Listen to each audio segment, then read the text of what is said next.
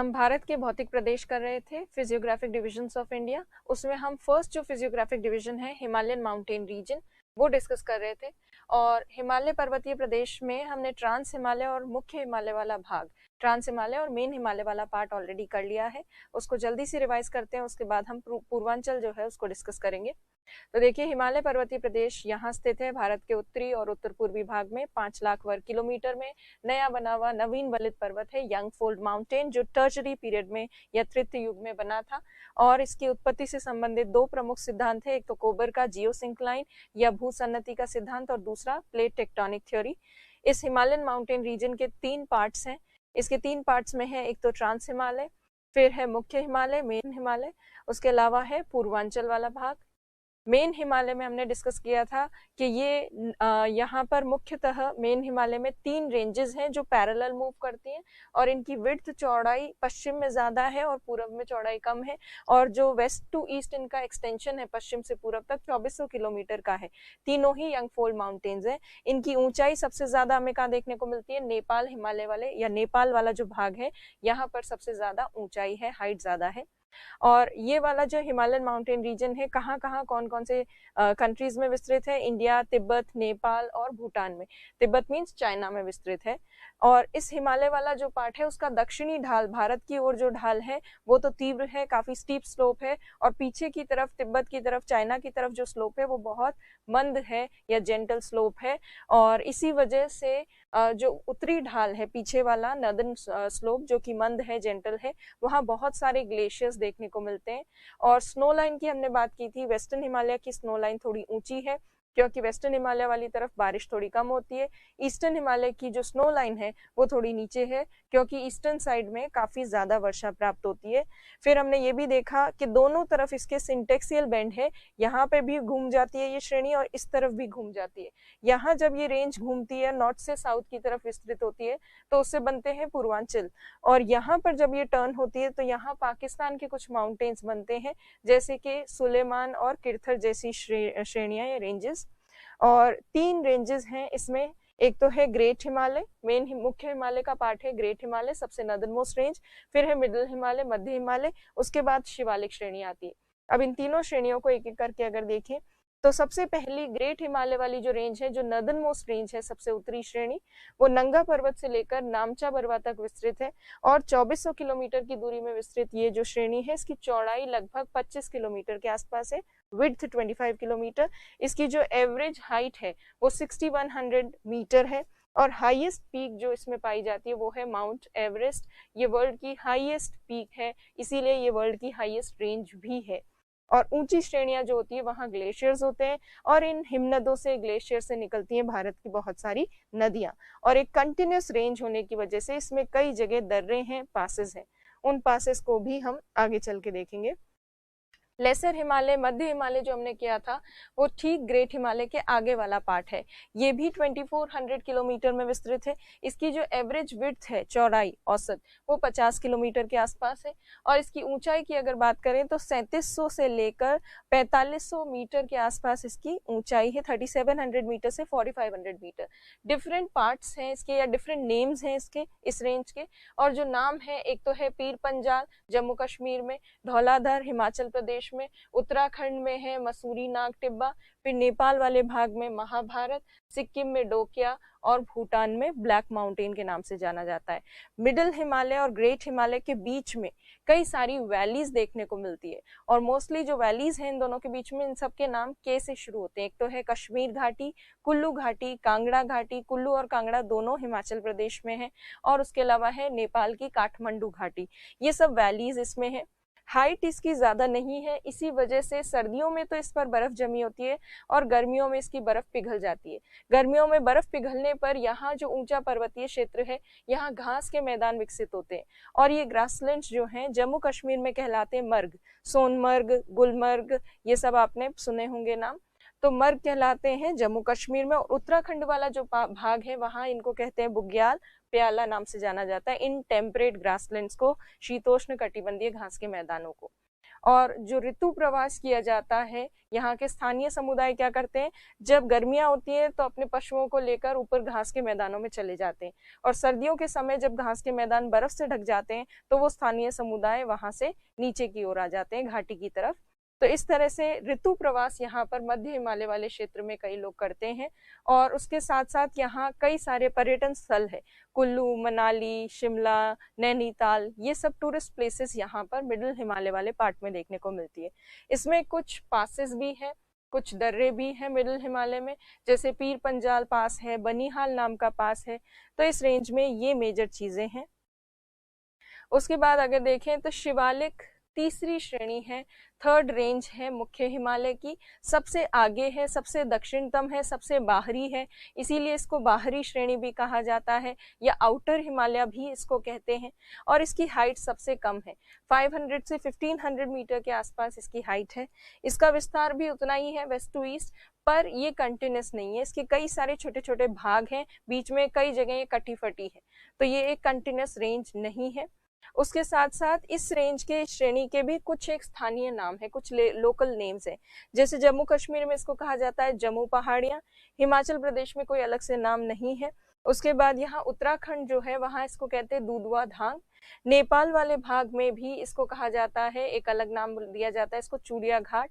और फिर अरुणाचल प्रदेश वाला जो पार्ट है वहां पर दाफला, मिसमी, अबोर, मिरी, इस तरह की जो पहाड़ियां हैं वो इस शिवालिक वाले हिस्से का, शिवालिक वाली श्रेणी का भाग है। फिर शिवालिक श्रेणी और इसके पीछे जो मिडिल हिमालय है, शिवालिक और मिडिल हिमालय के बीच में कई सारी घाटियां बनती हैं, और वो जो वैलीज हैं, समतल घाटियां, फ्लैट वैलीज, उनको वेस्टर्न हिमालय वाले साइड में तो कहते हैं दून, और ईस्टर्न हिमालय वाला जो साइड है वहां उनको कहा जाता है द्वार। और दून और द्वार के उदाहरण आपको पता है, देहरादून, कोटली दून, हरिद्वार। तो ये जो है इस तरह की दून जो होती है वो घाटियां होती हैं, और चावल की खेती के लिए ये दून और द्वार नाम की जो घाटियां ये फेमस है। चोस जो है ये हमने कल डिस्कस किया था, चोस क्या होते हैं, स्थानीय क्या टेम्परेरी स्ट्रीम्स होती हैं और अस्थायी धाराएं होती हैं। ये मॉनसून के दौरान बनती है जब पर्वतों से ऐसे पानी गिरने लगता है, और ये जो धाराएं हैं इसका ये नाम चोस जो है हिमाचल प्रदेश और पंजाब में ये टेम्परेरी स्ट्रीम्स का जो नेम है ये इन दो राज्यों में इसको इस नाम से बुलाया जाता है। और ये चोस नाम की जो धाराएं ये क्या करती हैं, ये डिवाइड कर देती हैं, डाइसेक्ट कर देती हैं शिवालिक माउंटेन रेंज को बहुत सारे पार्ट्स में। तो ये है शिवालिक रेंज। अब आज जो है हमें हिमालय पर्वतीय प्रदेश का तीसरा भाग करना है, पूर्वांचल वाला। अब तीसरा भाग हम करें उससे पहले इस कश्मीर घाटी कल हमने देखा था, कश्मीर वैली।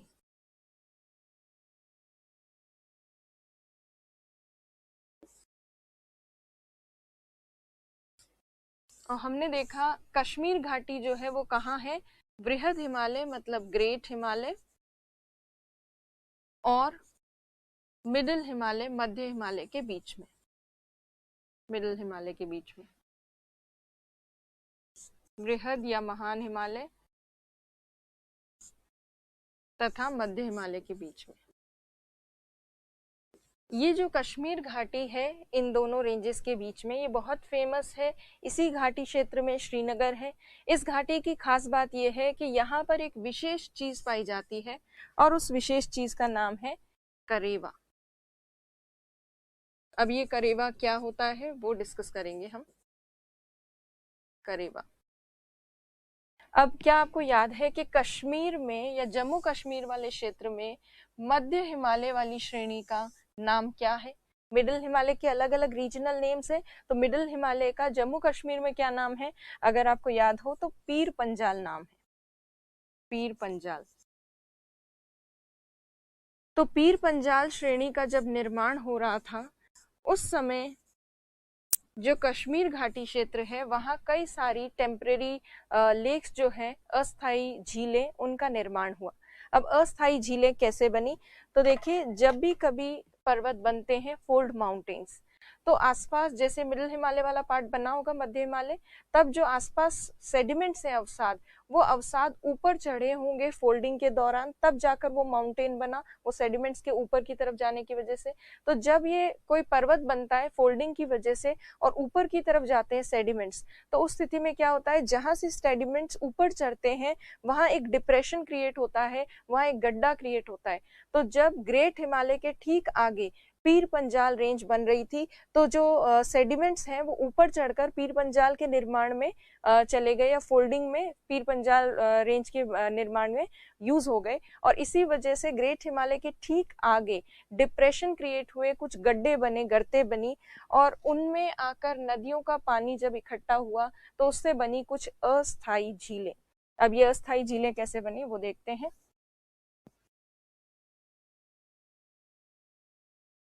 अब देखिए, इन अस्थायी झीलों में जो अवसाद होते हैं उन्हीं को करेवा कहते हैं।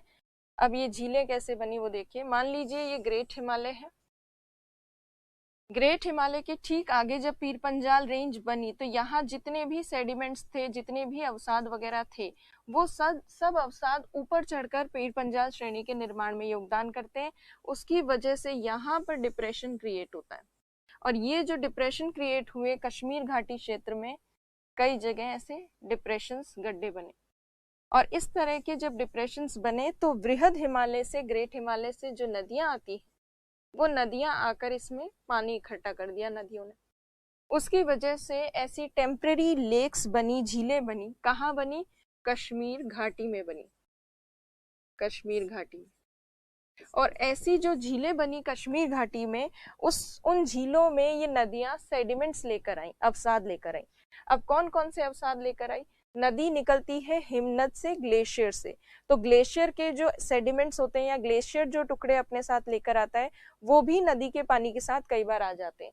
तो हिमनद के अवसाद, और हिमनद के अवसाद जो है वो बड़े बड़े टुकड़े होते हैं, तो नदी अपने साथ हिमनद के अवसाद या ग्लेशियल सेडिमेंट्स लेकर आई, और वो ग्लेशियल सेडिमेंट्स इस तरह की जो लेक्स होती हैं, टेम्परेरी लेक्स, उनमें आकर जम गए। उसके साथ साथ नदी और क्या लेकर आती है? नदी खुद जब नीचे की तरफ गिरती है तो नदी खुद भी इरोजन करती है, खुद भी काटती है पर्वतों को, और नदी की गतिविधियों से जो पर्वत कटते फटते हैं और छोटे छोटे टुकड़े निकलते हैं, उन छोटे टुकड़ों को नदी अपने साथ लेकर आती है। तो नदी ग्लेशियल सेडिमेंट्स के साथ साथ अपने साथ लेकर आती है रिवराइन सेडिमेंट्स भी, नदी के खुद के अवसाद भी, खुद जो काट कर लेकर आती है, अपरदित करके, इरोजन करके, उन सेडिमेंट्स को भी नदी अपने साथ लेकर आई, और झील में धीरे धीरे वो सेडिमेंट्स इकट्ठे होने लगे। और झील के आसपास जो किनारा होता है वहां से भी जो गाद, मिट्टी या जो भी टुकड़े चट्टानों आदि के छोटे मोटे, तो ये बारीक टुकड़े वगैरह भी झील में गिरे। तो यहाँ पर धीरे धीरे सेडिमेंट्स इकट्ठा होने से जो झील का पानी है, जल स्तर, वो पानी ऊपर उठता गया, और ये झील सेडिमेंट से भरती गई, भरती गई। एक समय ऐसा आया जब पूरी की पूरी झील जो है वो अवसादों से भर गई और पानी बचा ही नहीं, पूरी सेडिमेंट से फिलअप हो जाएगी, पूरा का पूरा अवसादों से भर गई। तो इस तरह से झील जब पूरी अवसादों से भर गई तो यहाँ पर कश्मीर घाटी वाले क्षेत्र में अस्थायी झीलें जो है वो समाप्त हो गई, और नदियों का पानी जो है वो तो अपना मार्ग तय करके आगे चला ही गया, साइड से होकर, और जहां जाना था वो आगे की तरफ चला गया नदियों का पानी। तो नदियों का पानी तो आगे बहकर चला गया, और झील जो है वो समाप्त हो गई, और झील, पूरी की पूरी झील वाला जो एरिया था वो किससे भर गया? अवसादों से भर गया। और ये जो झील में अवसाद है, सेडिमेंट्स हैं, इन्हीं को कहा जाता है, कश्मीर में इनको कहा जाता है करेवा। और करेवा वाले जो सेडिमेंट्स होते हैं जो झील में पाए गए थे, ये किस किस के अवसाद हैं? तो यदि हम देखें किस किस के अवसाद हैं, तो एक तो ये हिमनद के अवसाद है, हिमनद अवसाद मतलब ग्लेशियल सेडिमेंट्स, ग्लेशियल सेडिमेंट्स। उसके अलावा और किसके अवसाद है? हिमनद के साथ साथ नदी भी तो लेकर आई थी अवसाद, तो ये नदी के अवसाद भी हैं, नदी के अवसाद, या फिर इनको रिवराइन सेडिमेंट्स कह सकते हैं, रिवराइन सेडिमेंट्स। और तीसरा झील में इकट्ठे हुए हैं और झील के आसपास के किनारे वाले क्षेत्र से भी छोटी मोटी कुछ सेडिमेंट्स जो हैं अवसाद वो इसमें आकर इकट्ठे हुए हैं, तो इसमें झील के अवसाद भी सम्मिलित हैं। झील अवसाद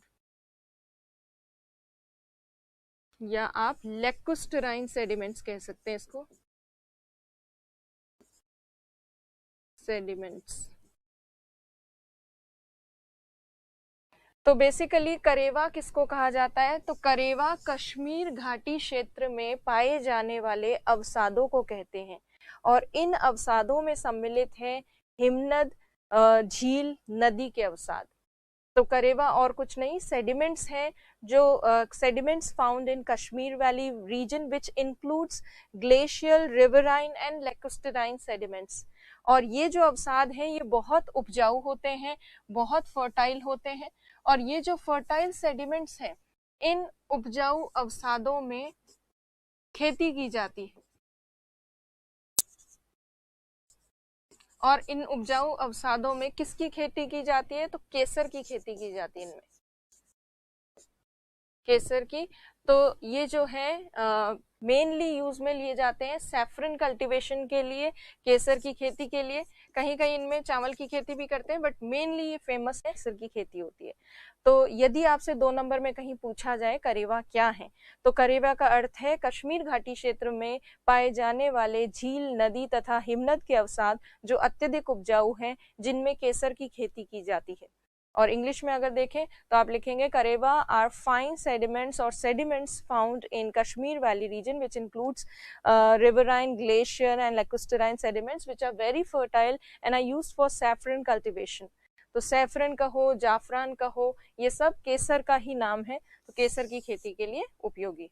तो करेवा आपसे पूछा जा सकता है एग्जाम में, तो कश्मीर घाटी से रिलेटेड करेवा ध्यान रखना है। और ऋतु प्रवास जो है, ट्रांसह्यूमेन सीजनल माइग्रेशन जो हमने किया था, वो भी आपके 2 नंबर में आ सकता है। तो सीजनल माइग्रेशन भी आपको थोड़ा सा ध्यान होना चाहिए। क्या होता है, ऋतु में परिवर्तन के साथ ही पशुओं के साथ जब स्थानीय समुदाय चारे और जल की तलाश में एक स्थान से दूसरे स्थान तक जाते हैं, उसे ऋतु प्रवास कहा जाता है।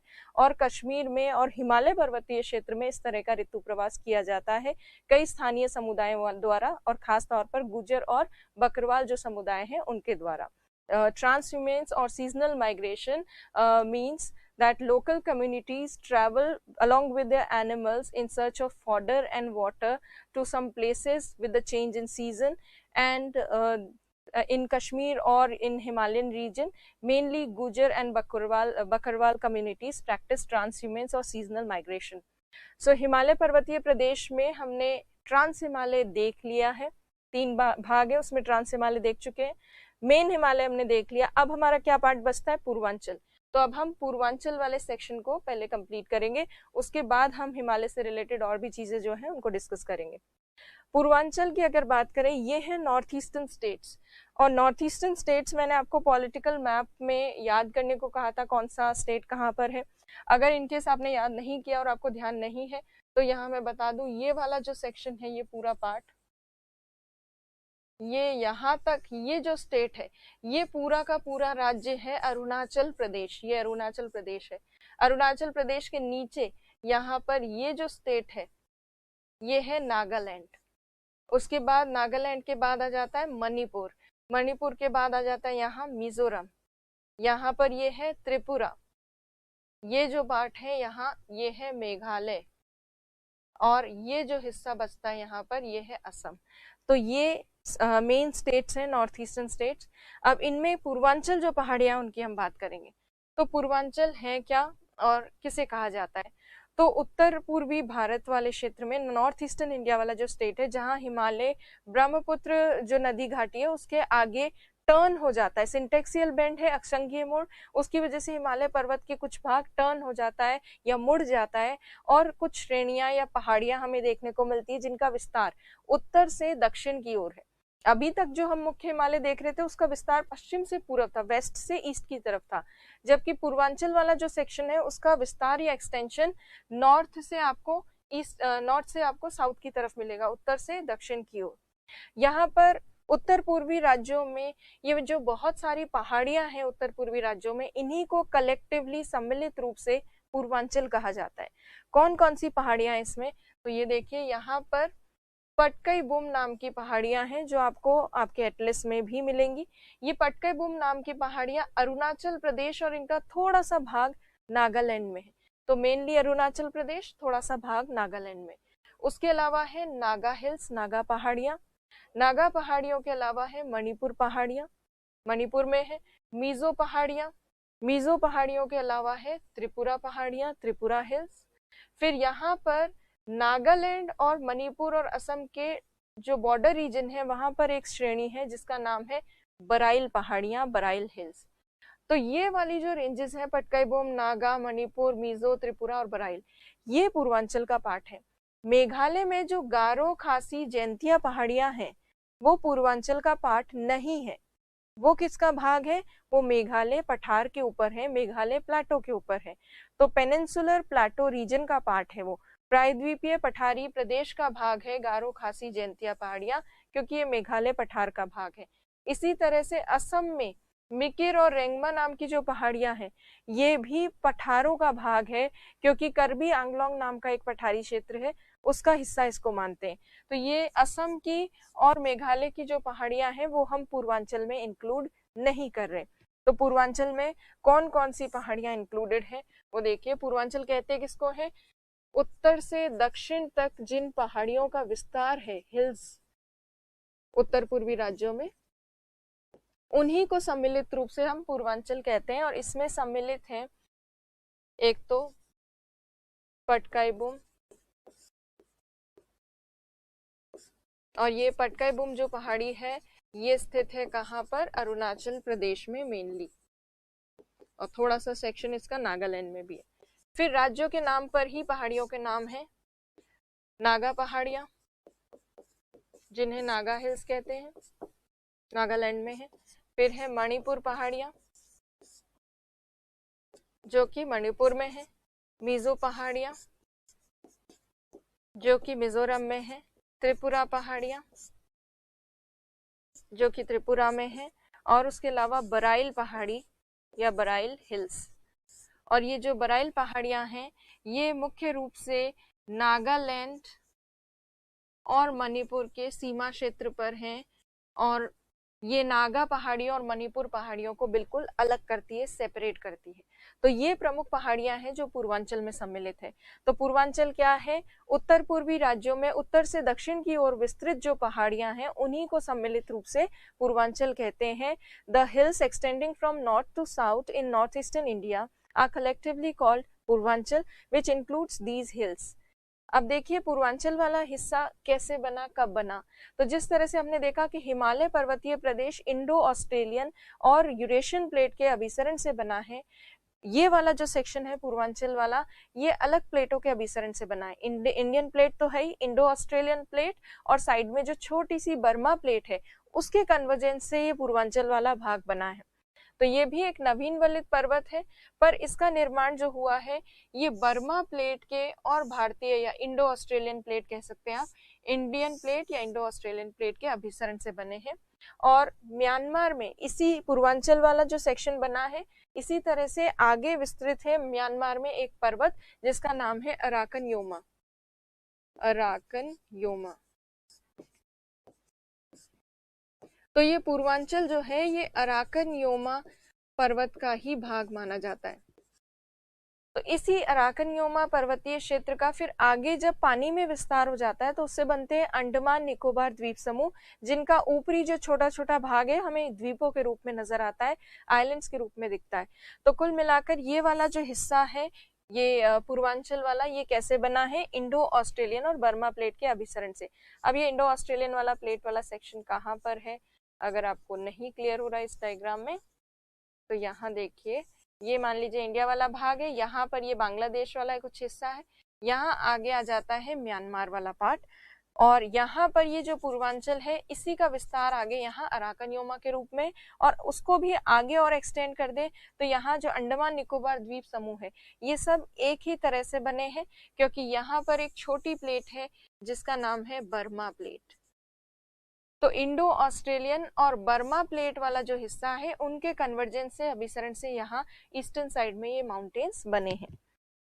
अब ये पर्वतीय क्षेत्र जो बने हुए हैं यहाँ, ये पहाड़ियाँ, इन पहाड़ियों में यदि हम देखें तो नागा पहाड़ियाँ जो है उनकी सबसे ऊंची चोटी का नाम है सारामती। सारामती पहाड़ी के अलावा ये जो यहाँ पर मीजो पहाड़ियाँ हैं, सारामती नागा पहाड़ियों की सबसे ऊंची चोटी है। मीजो पहाड़ियां जो है उनको एक और नाम से बुलाया जाता है, इनका नाम लुसाई पहाड़ियां भी है। मीजो पहाड़ियों को लुसाई पहाड़ियां भी कहते हैं। और इस मीजो पहाड़ी की सबसे ऊंची चोटी जो है उसका नाम है ब्लू माउंटेन, हिंदी में भी इसको ब्लू माउंटेन ही कहते हैं। और इसका दूसरा नाम है ब्लू माउंटेन का फांगपुई, इसीलिए फांगपुई नाम का नेशनल पार्क यहाँ मीजो पहाड़ी वाले क्षेत्र में देखने को मिलता है। और ये जो बराइल श्रेणी आपको यहाँ दिख रही है, ये बराइल श्रेणी नागा पहाड़ियों को और मणिपुर पहाड़ियों को दोनों को पृथक करती है, सेपरेट करती है। ये यहाँ पर बराइल पहाड़ियाँ, ये नागा पहाड़ियों को और मणिपुर पहाड़ियों को अलग करने वाली पहाड़ी है। तो प्री वगैरह में पूछा जाए तो बराइल पहाड़ियों का नाम याद रखना है आपको। अब देखिए ये जो सारी पहाड़ियां हैं यहाँ पर, ये मेनली बनी है बालू पत्थर से, सैंडस्टोन से बनी हुई पहाड़ियां हैं। और सैंडस्टोन जो है इसका अपर्दन या इरोजन काफी ज्यादा होता है, इसीलिए काफी इरोडेड फॉर्म में है। और ये पहाड़ियां जब अपर्दन होता है तो पहाड़ियों के बीच में जो घाटी क्षेत्र है वहाँ कई सारे अनकंसोलिडेटेड या असंगठित रूप से आपको पत्थर के टुकड़े मिलेंगे, क्योंकि ये बालू पत्थर जो है या सैंडस्टोन जो है ये काफी इरोड होकर नीचे घाटी क्षेत्र में इसके कई सारे टुकड़े जो है वो इकट्ठे हो जाते हैं। तो ये सैंडस्टोन से बनी पहाड़ियां हैं। नॉर्थ ईस्टर्न स्टेट्स जो है वहां पर भारी वर्षा प्राप्त होती है मॉनसून पवनों द्वारा। तो मॉनसून विंड्स की, जैसे मैंने पहले स्नो लाइन के टाइम पे बताया था कि ईस्टर्न इंडिया में ज्यादा बारिश होती है, वेस्टर्न पार्ट में कम बारिश होती है। तो ये नॉर्थ ईस्टर्न पार्ट जो है इंडिया का, उत्तर पूर्वी राज्य, इनमें काफी भारी बारिश होती है, मॉनसून पवनों के द्वारा ये वर्षा प्राप्त होती है। तब ये कैसे हो रही है भारी बारिश? तो देखिए मॉनसून पवनों की दो प्रमुख शाखाएं आकर वर्षा करती हैं, एक तो है बंगाल की खाड़ी की शाखा और एक है अरब सागर की शाखा। ये जो उत्तर पूर्वी राज्य हैं यहाँ वर्षा लेकर आती है बंगाल की खाड़ी वाली शाखा, और बंगाल की खाड़ी वाली शाखा बे ऑफ बंगाल वाली जो ब्रांच है मॉनसून की, वो यहाँ आकर सीधे काफी ज्यादा मात्रा में वर्षा करती है, क्योंकि ये जो है ये काफी कोस्टल रीजन के पास में ही है, नॉर्थ ईस्टर्न स्टेट्स, और माउंटेन है। माउंटेन जब बैरियर के जैसे होते हैं तो वो विंड्स को रोक लेते हैं, और विंड्स वहीं माउंटेन से टकराने के बाद वहीं पर उसी पर्टिकुलर एरिया में काफी अच्छी बारिश करती है। तो यहाँ पर माउंटेन्स होने की वजह से और मानसून विंड सीधा आकर स्ट्राइक करती है, इसकी वजह से यहाँ काफी हैवी रेनफॉल होती है।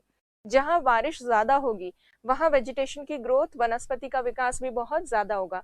तो इस एरिया में वेजिटेशन की ग्रोथ भी ज्यादा होती है इस पूरे नॉर्थ ईस्टर्न स्टेट्स में, और इसीलिए आपने सुना होगा वनों की दृष्टि से काफी संपन्न है ये उत्तर पूर्वी राज्य। काफी सारा फॉरेस्ट एरिया यहाँ पे काफी ज्यादा देखने को मिलता है, क्योंकि यहाँ पे रेनफॉल ज्यादा है, वेजिटेशन की ग्रोथ ज्यादा है। और सघन वनस्पति के साथ साथ यहाँ जैव विविधता, बायोडाइवर्सिटी भी हमें बहुत ज्यादा देखने को मिलती है, इसलिए कई सारे नेशनल पार्क्स वगैरह जो हैं वो यहाँ नॉर्थ ईस्टर्न स्टेट्स में देखने को मिलते हैं। तो जैव विविधता की दृष्टि से और वनस्पति की दृष्टि से ये काफी संपन्न क्षेत्र है, बहुत बायोडाइवर्सिटी रिच रीजन है, क्योंकि रेनफॉल अच्छी खासी होती है।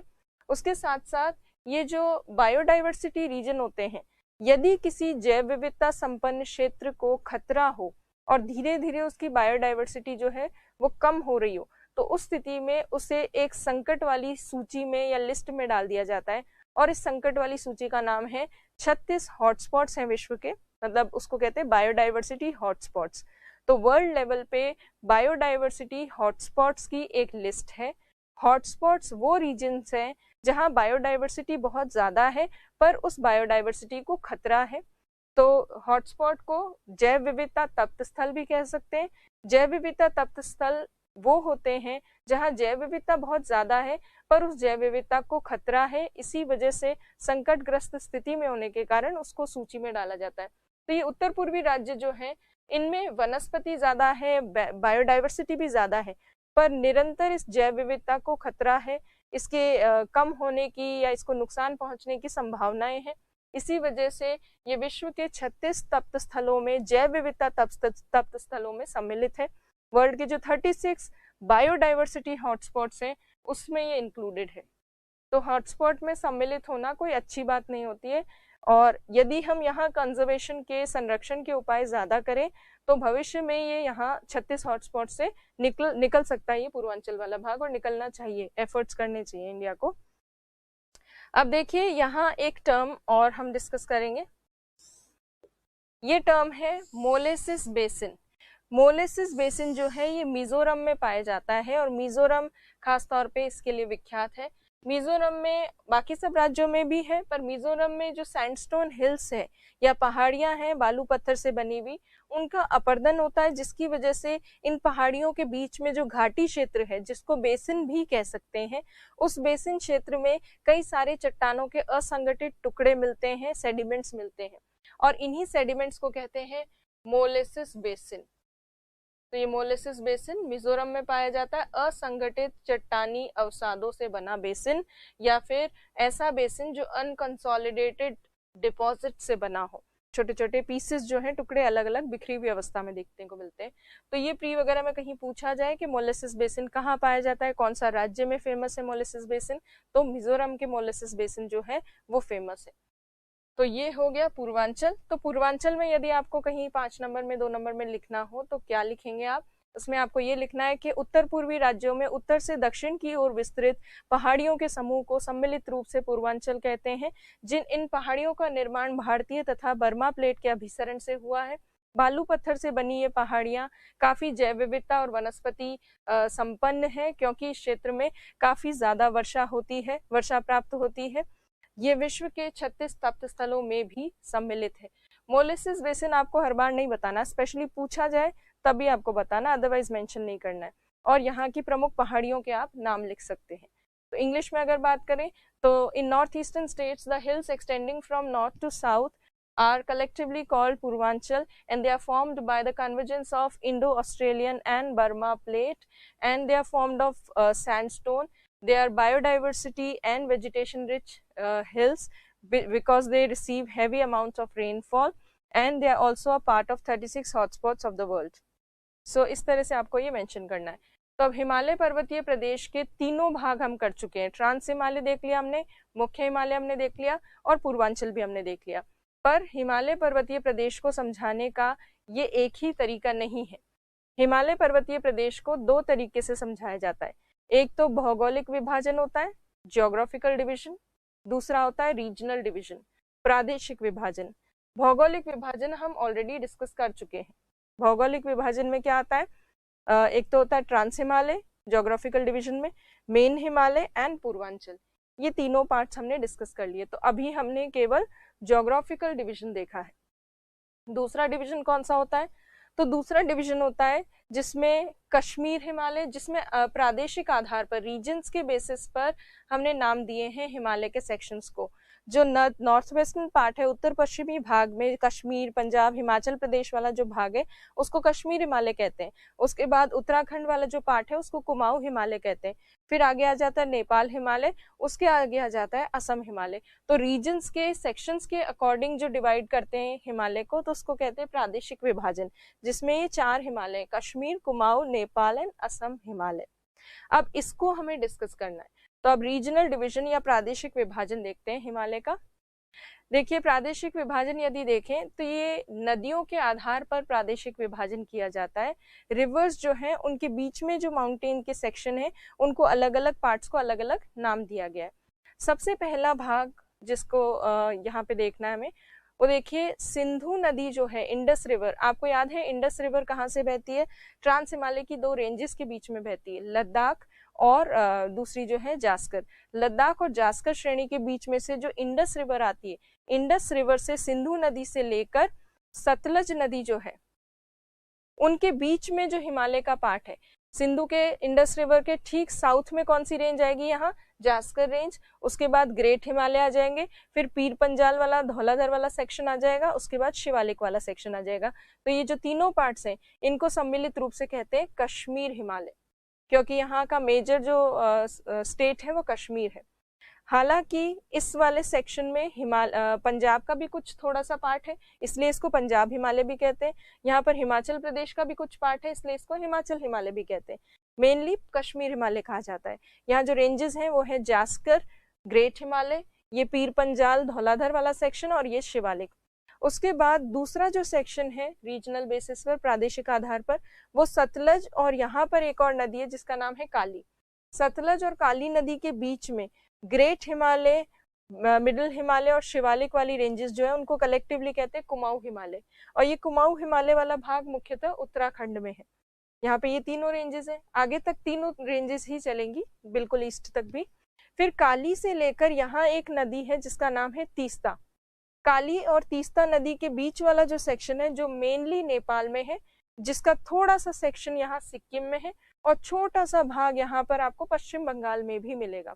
तो वेस्ट बंगाल, सिक्किम और नेपाल वाले सेक्शन में जो विस्तृत है उसको कहते हैं नेपाल हिमालय, क्योंकि ज्यादातर इसका विस्तार किसमें है, नेपाल में है। वही तीनों रेंजेस हैं यहाँ पर। और उसके बाद लास्ट जो पार्ट है, ये वाली रिवर है ब्रह्मपुत्र। ब्रह्मपुत्र नदी को दिहांग नदी भी कहा जाता है, दिहांग। तो तीस्ता नदी से लेकर दिहांग नदी के बीच में या ब्रह्मपुत्र नदी के बीच में जो सेक्शन है उसको कहा जाता है असम हिमालय, क्योंकि यहाँ नॉर्थ ईस्टर्न स्टेट्स का सबसे प्रोमिनेंट स्टेट कौन सा है, असम। और यहाँ पर भी ये 3 रेंजेस हैं और ये है 4 सेक्शंस या 4 प्रादेशिक भाग जो प्रादेशिक आधार पर हिमालय का विभाजन देखते हैं। उसमें ये 4 भाग हम देखते हैं, रीजनल डिवीजन ऑफ हिमालय। और इस रीजनल डिवीजन में हम अगर देखें तो जो अभी तक हमने पढ़ा है एग्जैक्टली वही सेम चीजें, बस लिखने का तरीका या समझाने का तरीका थोड़ा अलग होगा। अभी तक हम एक एक रेंज को लेकर पढ़ रहे थे, अब क्या करेंगे, एक एक सेक्शन को लेकर पढ़ेंगे, एक एक भाग को देखेंगे। तो क्योंकि हम ऑलरेडी कर चुके हैं इसलिए अब ज्यादा इतना प्रॉब्लम नहीं होगी। अगर हम देखें तो यहाँ पर हिमालय की चौड़ाई ज्यादा है, वेस्टर्न पार्ट में चौड़ाई ज्यादा है और ईस्टर्न पार्ट में, पूर्वी भाग में आते आते चौड़ाई काफी कम हो जाती है। और ऊंचाई की यदि बात करें तो सभी श्रेणियों की हाइट यहाँ नेपाल वाले सेक्शन में ऊंचाई सबसे ज्यादा है, उसके बाद वापस से ऊंचाई कम हो जाती है। तो देखिए ये रीजनल डिवीजन है और इसमें आप देखिए हाइट सबसे ज्यादा नेपाल वाली तरफ है। अब ये एक एक सेक्शन हम उठा के पढ़ेंगे, एक एक को हम डिस्कस करेंगे। सबसे पहले हम देखेंगे कश्मीर हिमालय। तो देखिए ये 4 हैं, इनमें से कश्मीर हिमालय, कुमाऊं, नेपाल और असम, इनमें से कश्मीर हिमालय डिस्कस करते हैं। अब देखिए कश्मीर हिमालय जो है इसमें यदि देखा जाए कहां से कहां तक विस्तृत है, तो सबसे पहले इंडस रिवर सिंधु नदी से लेकर और सतलज नदी जो है वहां तक इसका विस्तार है। और यहाँ पे ये जो रेंजेस हैं ये कितने किलोमीटर तक फैली हुई है ये भी जानकारी आपको होनी चाहिए। तो यदि हम देखें कश्मीर हिमालय वाला जो भाग है इसका विस्तार, ये जो रेंजेस हैं ये लगभग फैली हुई है 560 kilometre, 560 kilometre between Indus and Sutlej river. तो ये पश्चिम से पूर्व इनका विस्तार 560 किलोमीटर का है। ये 560 किलोमीटर आपको याद करना है।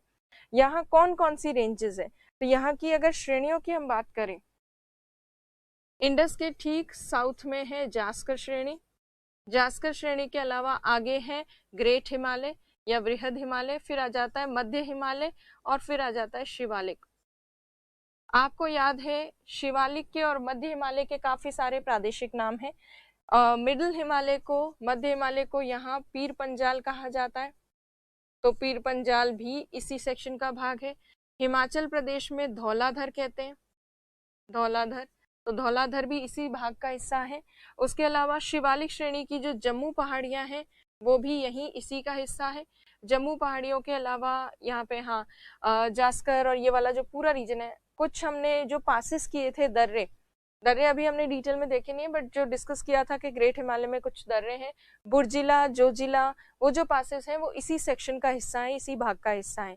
तो ये वाला जो पार्ट है इसकी अगर हम एक एक करके चीजों को देखें तो रेंजेस कौन सी है, कितनी चौड़ाई है यहाँ की, ये सब चीजें आपको ध्यान होनी चाहिए। तो ये वो भाग है हिमालय का जिसकी चौड़ाई सबसे ज्यादा है, क्योंकि आपको पता है कि पश्चिमतम हिस्सा हिमालय का सबसे ज्यादा चौड़ा है। अब देखिए कौन कौन से राज्यों में विस्तृत है। अब लद्दाख एक अलग से डिवाइड हो गया है, तो लद्दाख भी हर जगह मेंशन करना है, जहाँ पे जम्मू कश्मीर है उसको अलग से। तो ये जम्मू कश्मीर में, लद्दाख में, पंजाब में और हिमाचल प्रदेश में विस्तृत है ये वाला पार्ट। इस पार्ट में अच्छा, इसको पंजाब हिमालय भी कहते हैं और हिमाचल हिमालय भी कहते हैं, क्योंकि थोड़ा सा सेक्शन इसका पंजाब में भी है, थोड़ा हिमाचल प्रदेश में भी है।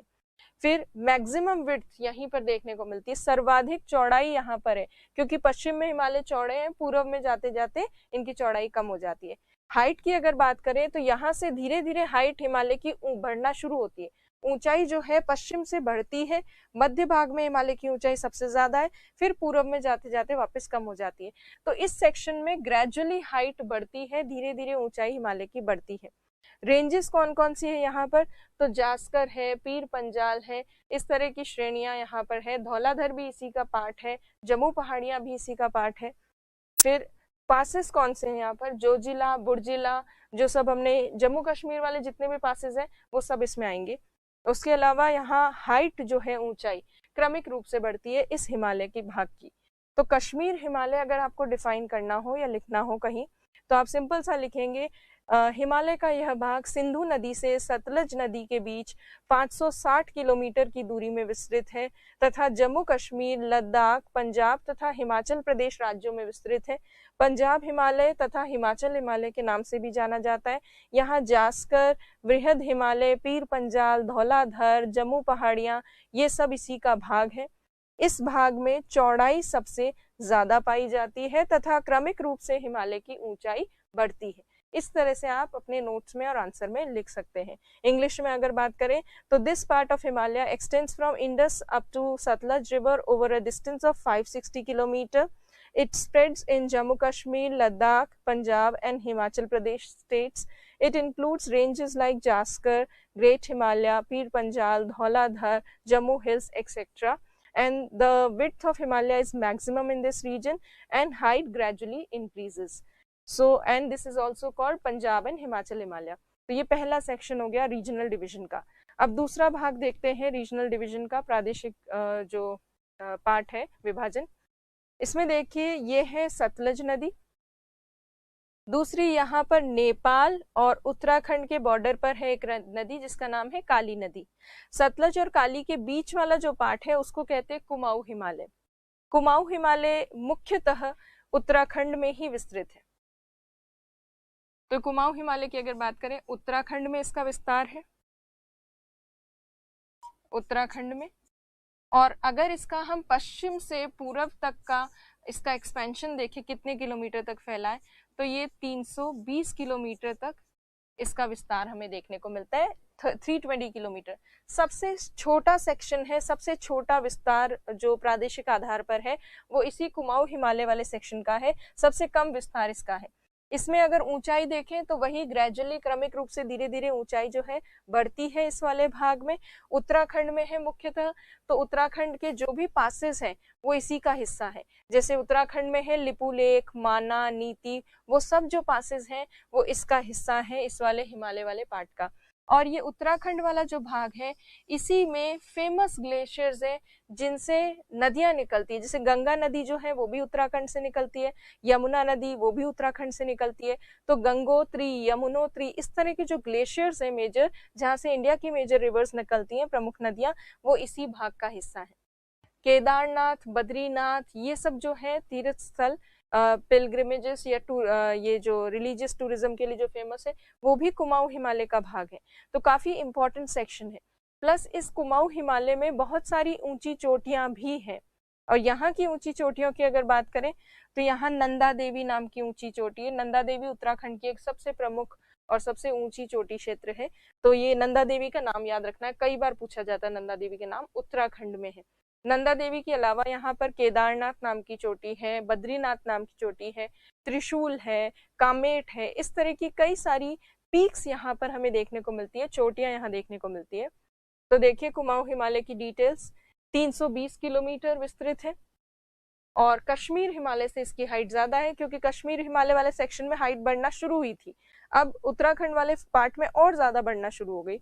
और फिर उसके बाद उत्तराखंड में है मुख्यतः कई सारी चोटियां इसका भाग है, जैसे कि नंदा देवी, कामेट, त्रिशूल, केदारनाथ, बद्रीनाथ, ये सब इसका हिस्सा है। हिमनद है यहाँ पे, गंगोत्री, यमुनोत्री, जिनसे नदियां निकल रही है भारत की, और तीर्थ स्थल है। तो यदि आपको एक्सप्लेन करना हो तो आप सिंपल सा लिख सकते हैं कि कुमाऊं हिमालय सतलज से काली नदी के बीच 320 किलोमीटर की दूरी में विस्तृत है तथा यह कश्मीर हिमालय से ऊंचा भाग है। और चौड़ाई सामान्य सी पाई जाती है यहाँ पर, क्योंकि सबसे ज्यादा यहाँ पर है, यहाँ पे धीरे धीरे कम हो जाती है। यह भाग मुख्यतः उत्तराखंड में है तथा कई प्रमुख चोटियां यहाँ पाई जाती है। यहाँ कई प्रमुख तीर्थ स्थल भी हैं और भारत के प्रमुख हिमनद जिनसे भारत की प्रमुख नदियां निकलती हैं वो भी इसी हिमालय का भाग है। यह हिमालय का सबसे छोटा विस्तृत भाग है, यह सबसे छोटा भाग है विस्तार के हिसाब से अगर देखें तो। This part of Himalaya extends from Satluj up to Kali over a distance of 320 kilometer. It is mainly located in Uttarakhand. It contains various peaks like Nanda Devi, Kamet, Trishul, etc. Many glaciers are found here such as Gangotri, Yamunotri, which are major source of rivers of India, and many pilgrimages are also located here. So ये सब आप लिख सकते हैं, इससे related notes बनाए तब। अब तीसरा जो पार्ट है हिमालय के प्रादेशिक भागों में, तीसरा जो भाग है उसको देखते हैं। काली नदी से लेकर और यहाँ पर तीस्ता नदी तक ये वाला जो सेक्शन है हिमालय का, इसको कहते हैं नेपाल हिमालय। इसमें भी 3 श्रेणियां हैं। अगर आप देखें तो सबसे ज्यादा विस्तार इसी नेपाल हिमालय वाले भाग का हुआ है। नेपाल हिमालय जो है सबसे ज्यादा विस्तृत है। कितने किलोमीटर तक इसका विस्तार है, तो इसका एक्सटेंशन अगर देखें तो ये 800 किलोमीटर इसका विस्तार है, 800 किलोमीटर। और ये जो है सबसे ज्यादा विस्तृत एक्सटेंडेड पार्ट है। इसका ज्यादातर पोर्शन नेपाल में है, इसीलिए इसको नेपाल हिमालय नाम मिला है। अदरवाइज इंडिया में अगर देखें तो छोटा सा भाग इसका पश्चिम बंगाल में भी है। यहाँ दार्जिलिंग पहाड़ियां वगैरह जो है वो इसी का हिस्सा है। सिक्किम का भी छोटा सा भाग इसमें सम्मिलित है। तो पश्चिम बंगाल, सिक्किम और नेपाल में है, वैसे मेनली नेपाल में ही है। इस भाग में आते आते हिमालय की चौड़ाई काफी कम हो जाती है, विड्थ तो कम हो जाती है हिमालय की और ऊंचाई सबसे ज्यादा हो जाती है। तो हिमालयन माउंटेन्स की सबसे ज्यादा हाइट हमें कहाँ देखने को मिलती है, नेपाल हिमालय वाले सेक्शन में देखने को मिलती है। और इसी नेपाल हिमालय वाले भाग में विश्व की सबसे ऊंची चोटी हमें देखने को मिलती है, और वो कौन सी है, माउंट एवरेस्ट। Mount Everest. तो नेपाल हिमालय का सबसे ऊंचा भाग है जिसमें विश्व की सबसे ऊंची चोटी माउंट एवरेस्ट भी है। उसके अलावा अन्य ऊंची चोटियां भी हैं, जैसे यहाँ पर सिक्किम और नेपाल के बॉर्डर रीजन पर है कंचनजंगा। और उसके अलावा नेपाल में कई सारी पीक्स हैं, जैसे अन्नपूर्णा है, मकालू है, धौलागिरी नाम की चोटी है। तो इस तरह से कई सारी चोटियां नेपाल में भी हैं। आप एटलस में देखिएगा, आपको कई सारी पीक्स मिलेंगी। अगर इंडिया के मैप में ना मिले तो नेपाल के मैप में भी आप देख सकते हैं। तो ये सबसे हाईएस्ट पार्ट है, बट इसकी चौड़ाई बहुत कम हो जाती है इस वाले सेक्शन में, और मेनली नेपाल में है, इसलिए इंडिया से रिलेटेड ज्यादा कोई चीज इसमें है नहीं। तो ये देखिए, नेपाल हिमालय 800 किलोमीटर में फैला है। मेनली नेपाल में थोड़ा सा सेक्शन सिक्किम में और पश्चिम बंगाल की जो दार्जिलिंग पहाड़ियों वाला हिस्सा है वो इसका भाग है। और सिक्किम की कौन सी है, कंचनजंगा, जो सिक्किम और नेपाल के बॉर्डर रीजन पे है। हाईएस्ट रेंज है, सर्वोच्च श्रेणी है, वर्ल्ड की भी सर्वोच्च श्रेणी इसी में है, वर्ल्ड की हाईएस्ट पीक भी इसमें है। चौड़ाई काफी कम हो जाती है। यहाँ पर माउंट एवरेस्ट है, कंचनजंगा है, मकालू है, धौलागिरी है, अन्नपूर्णा है, इस तरह की कई सारी ऊंची चोटियां आपको देखने को मिलती है। तो देखिए, धौलागिरी जो है, धौलागिरी नाम की चोटी नेपाल में है, जबकि धौलाधर नाम की जो पीक है वो पीक क्या रेंज श्रेणी जो है वो हिमाचल प्रदेश में। तो धौलाधर और धौलागिरी में कंफ्यूज नहीं होना है कभी। तो ये हो गए नेपाल हिमालय। अब जो लास्ट भाग है रीजनल डिवीजन का उसको हम देखेंगे, जो कि है असम हिमालय। अब देखिए असम हिमालय कहाँ है, तो ये असम हिमालय वाला भाग तीस्ता नदी से लेकर और यहाँ ब्रह्मपुत्र नदी तक विस्तृत है। ब्रह्मपुत्र नदी का दूसरा नाम क्या है, दिहांग। तीस्ता से दिहांग तक यहाँ पर कौन कौन से स्टेट्स होंगे या कौन कौन सी कंट्रीज होंगी वो देखिए। इसे असम हिमालय कहते हैं। ये यहाँ पर 3 रेंजेस है, आगे जाकर तीनों रेंजेस मर्ज हो जाती है, बिल्कुल आपस में बहुत नजदीक आ जाती है, चौड़ाई बहुत कम है। तो ये हिमालय का वो भाग है जिसकी चौड़ाई सबसे कम पाई जाती है, सबसे सकड़ा भाग है, नैरो पार्ट। अब इसका अगर हम विस्तार देखें तो ये पश्चिम से पूर्व तक 720 किलोमीटर की दूरी में विस्तृत है, 720 किलोमीटर। यहाँ पर हिमालय आता आता जो है हिमालय की चौड़ाई बहुत ज्यादा कम हो जाती है और ऊंचाई भी धीरे धीरे कम होने लगती है। कौन से राज्यों में है, तो ये एक तो सिक्किम में है, यहाँ पर भूटान में है, इसका थोड़ा सा सेक्शन यहाँ असम के पास बॉर्डर रीजन पे भी थोड़ा सा देख सकते हैं, और अरुणाचल प्रदेश में। तो मेनली जो इसका एक्सटेंशन है वो सिक्किम, भूटान और अरुणाचल प्रदेश में, और थोड़ा सा टच करते हुए जाता है असम वाले सेक्शन को। तो ये जो है असम हिमालय वाला भाग है, जिसमें ग्रेजुअली हाइट धीरे धीरे कम होती है, चौड़ाई सबसे ज्यादा कम देखने को मिलती है। तो ये असम हिमालय में यही मुख्य चीज है। अब अगर हम जितने हमने हिमालय के सेक्शंस देखे हैं, आपने जो पहला भाग देखा वो कितना किलोमीटर दूरी तक विस्तृत था? 560 किलोमीटर। दूसरा उत्तराखंड वाला जो आपने देखा 320 किलोमीटर। नेपाल वाला जो देखा आपने 800 किलोमीटर। और अभी असम हिमालय वाला जो देखा 720 किलोमीटर। अगर आप इन सबको जोड़ें, 560 को, 320 को, 800 को और 720 को, अगर आप इनको ऐड करेंगे तो ये टोटल 2400 किलोमीटर होगा। और पहले भी हमने बात की है कि हिमालय जो है उसका विस्तार पश्चिम से पूर्व तक 2400 किलोमीटर की दूरी तक विस्तृत है। तो वही 24 किलोमीटर्स को हमने यहाँ पर अलग अलग पार्ट्स में डिवाइड करके देखा। तो नेपाल हिमालय जो है उसमें अगर देखें उसका पार्ट कौन कौन से रेंजेस या इसका भाग है, तो आपको याद होगा सिक्किम की जो डोकिया माउंटेन है, मध्य हिमालय को डोकिया कहते हैं, तो वो इसी भाग असम हिमालय का पार्ट है। भूटान का जो ब्लैक माउंटेन है वो भी असम हिमालय का भाग है। अरुणाचल प्रदेश में जो दाफला, मिसमी, अबोर, मिरी पहाड़ियां हैं वो भी इसी असम हिमालय का पार्ट है। बोमदिला, नाथुला, जलीपला, वो जो पासेस हैं दर्रे, वो सभी इसी असम हिमालय का भाग है। यहाँ पर चौड़ाई कम है और हाइट धीरे धीरे गिरती जाती है, कम होती जाती है। तो ये है असम हिमालय, 720 किलोमीटर में विस्तृत। इन सिक्किम में, भूटान में, अरुणाचल प्रदेश और थोड़ा सा असम में सबसे कम चौड़ाई है, हाइट धीरे धीरे कम होती जाती है।